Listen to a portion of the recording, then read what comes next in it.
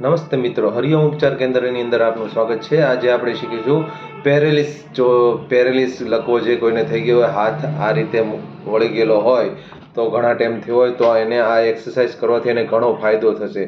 તો તમારા સગા સંબંધીમાં કોઈને પણ પેરેલિસ હોય કે સ્ટ્રોક આવેલો, હાથની તકલીફ હોય તો એની માટેની એક્સરસાઇઝ છે।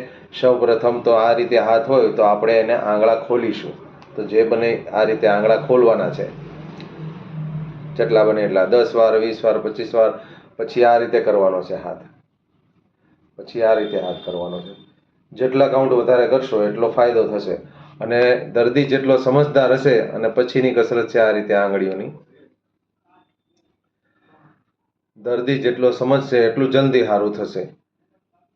બધું છે દર્દીના મગજ ઉપર, દર્દી કેટલો તમારું એક્સેપ્ટ કરે છે એની ઉપર આધાર છે।